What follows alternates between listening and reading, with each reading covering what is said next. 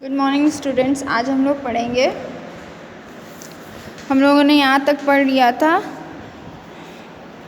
Lesson 6 काकी के दांत। ठीक है, अब उसके आगे यहाँ से हम लोग पढ़ेंगे। मास्टर जी की बात सुनकर तो श्यामू का दिमाग और भी चकरा गया। काकी के दांत, हाथी के दांत, दूध के दांत, नकली दांत, आखिर कितनी तरह के दांत होते हैं। सोचते सोचते उसका हाथ अपने हिलते हुए दांत पर इतनी ज़ोर से लगा कि दांत टूटकर ज़मीन पर जा गिरा। घबराकर उसने दांत उठाया और घर की तरफ दौड़ पड़ा। श्यामू को स्कूल से इस तरह घबराया हुआ आता देखकर पहले तो काकी को कुछ समझ नहीं आया, लेकिन जब उसने हाथ में टूटा दांत देखा तो मुस्कुराने लगी। श्यामू रुआसा हो गया था। काकी ने सांत्वना देते हुए कहा, अरे बेटा, रोता क्यों है? दूध का दांत ही तो टूटा है। काकी ने एक चुटकी चीनी उसके मुंह में डालते हुए कहा, यह दूध की चीनी, यह जादू की चीनी है। इस 10 मतलब वो बोलती है कि उसका दांत तो टूट जाता है, वो घबरा जाता है, फिर जाता है जल्दी से घर पे। तो उसकी काकी भी देखती है तो वो भी घबरा जाती है कि मतलब इतना जल्दी में क्यों ये आया है घर, स्कूल से वो भी घर आया है। तो जब उसके हाथ में वो देखती है कि दांत है तो फिर बोलती है, मतलब वो एकदम उदास रहता है। रुआसा यानी बहुत उदास रहता है वो। तो फिर उसको मतलब प्यार करते हुए बोलती है कि अरे बेटा, तुम इतने रो क्यों रहे हो, ये तो दूध का ही दांत था। फिर उसको एक चुटकी भर चीनी देती है। देखो लिखा था ना, चुटकी चीनी देती है। उसके मुंह में डालती है, मतलब वहाँ दांत के पास। फिर बोलती है ये जादू की चीनी है, बोलती है। फिर 10 तक गिनती गिनो, दर्द एकदम गायब हो जाएगा।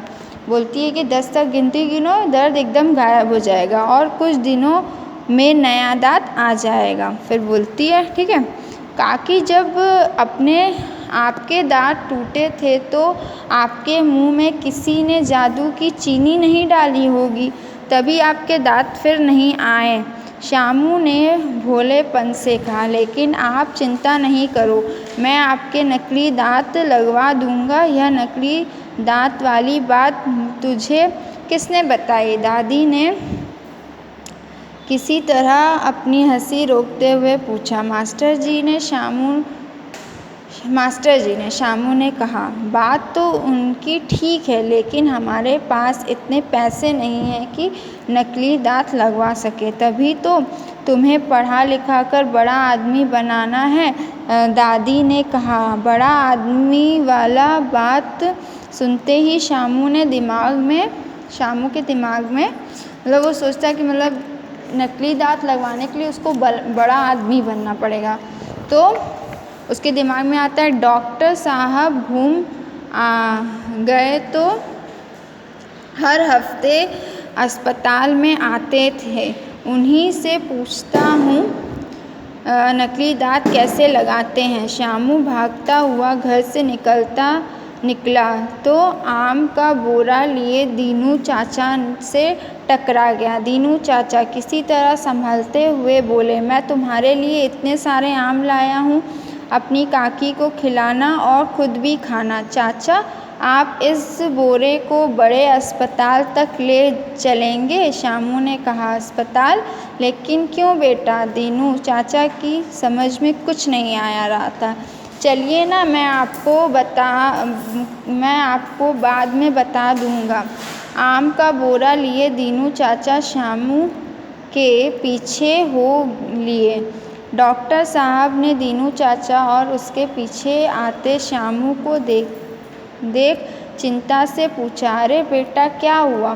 काकी की तबीयत तो ठीक है ना? उनकी तबीयत तो ठीक है, लेकिन मेरी काकी चने नहीं खा सकती।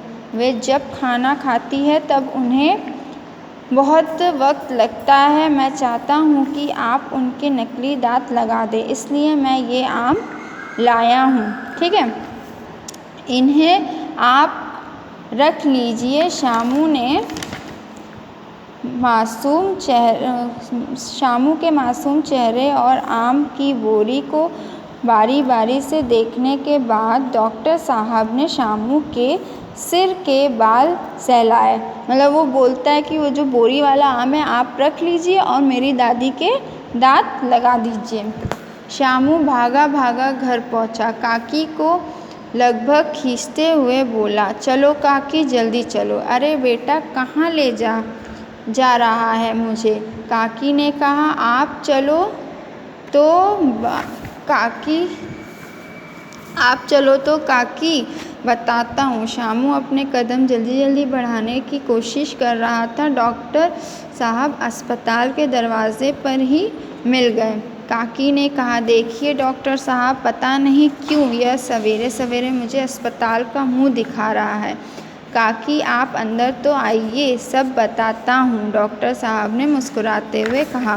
कुछ देर बाद जब काकी दांत लगवाकर अस्पताल से बाहर निकली तब बात उनकी समझ में आई। काकी ने प्यार से शामू का हाथ पकड़ा हुआ था। शामू ने हाथ छुड़ाते हुए पूछा, काकी यह बताओ आपके ये दांत खाने के हैं या दिखाने के? काकी के पास सवाल का कोई जवाब नहीं था। मतलब वो वही सोचता है, जैसे हाथी के दांत वो बोलती है कि खाने के कि दिखाने, तो वही इससे काकी से पूछता है कि बताइए आपके दांत खाने के हैं दिखाने के हैं? तो उसके पास कोई सवाल का जवाब ही नहीं रहता है, क्योंकि वो तो सही बात है, नकली दांत तो दिखाने के लिए ही होते हैं। ठीक है।